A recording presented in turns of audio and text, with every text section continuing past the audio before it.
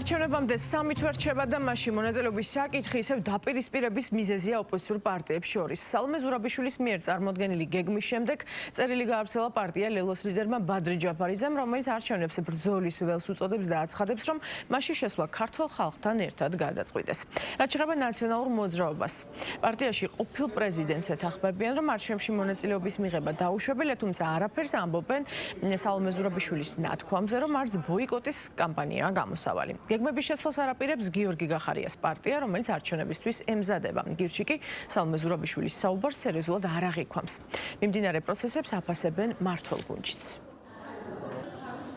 ეს არის რუსული სპეცოპერაცია და ცხადია ჩვენ ამაში არ მივიღებთ მონაწილეობას და მათ შორის ოპოზიციასთან ერთად, საზოგადოებრივ ჯგუფებთან ერთად ვიწყებთ წინააღმდეგობის ახალ კამპანიას, რომელიც იქნება მეტად ეფექტური და მოიტანს კონკრეტულ შედეგს. ამ ქვეყანაში ივანიშვილის რეჟიმი უნდა დასრულდეს, ვინაიდან მათი არადემოკრატიული ნაბიჯები, ადამიანების გატაცება, რეპრესია, რომელსაც ჩვენ უყურებთ და მათ შორის კანონის უზენაესობის გაუქმება, მოითხოვს ჩვენი საზოგადოების მხრიდან მკაცრ შეფასებას და ეს მკაცრი შეფასება, რა თქმა უნდა, მოხდეს ქუჩაში. ბოიკოტი არის ის, რაც ბიძინა ივანიშვილს აწყობს ყველაზე მეტად და ბოიკოტი არის მხოლოდ საჩუქარი ბიძინა ივანიშვილის ხელში.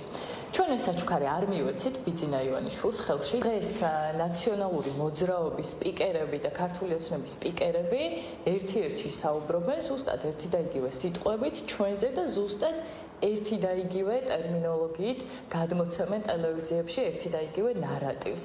ეხმარებიან ერთმანეთს ამ ნარატივის გაძლიერებაში და საერთოდ არ გამიკვირდება, რომ ნაციონალური მოძრაობის სპიკერებმა მოუწოდონ თავის ამ მომრჩეველს, რომელიც ვერ გადაარწმუნეს, რომ არჩევნებზე არ უნდა მოვიდნენ, შეიძლება საერთოდაც უთხრან, რომ ქართულ ოცნებას მისცენ ხმა. მე მგონი, რომ ეს ხალხი უნდა დათანხმდეს პაატა ბურჭულაძის და მურმან დუმბაძის მოწოდებას. ერთი ამბობს, რომ ტელეფონებით ჩაატაროს არჩევნები, რაღაცა თამაშობები გამართოს არჩევნებზე და მეორე ამბობს, რომ მე-10-დან მე-12 კლასელების ჩათვლით მოსწავლეებს მიაღებიოს არჩევნებში მონაწილეობა. თუ შენ გინდა რომ საერთოდ ყველაფერს ბოიკოტი გამოუცხადო, არ უნდა გაინტერესებდეს როდის არის თვითმმართველობის არჩევნები.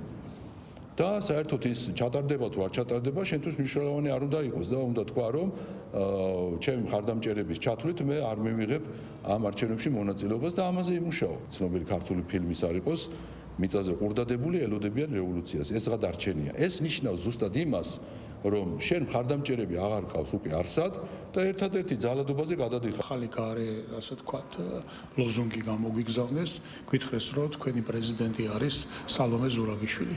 ამიტომ ბოიკოტიც, არჩევნებიც, მთავრობაც, ყველაფერი იქნება მერიც და საკრებულოს წევრიც იქნება სალომე ზურაბიშვილი და მანაც ეხლა ეს მორიგი, ვიტყვიან, მანტია მოირგო და რომელიღაც მერვე თუ მეცხრე პლატფორმას შექმნის, რომელიც ისეთივე აბსურდი არის, როგორც მანამდე მისი შექმნილი ნებისმიერი პლატფორმა.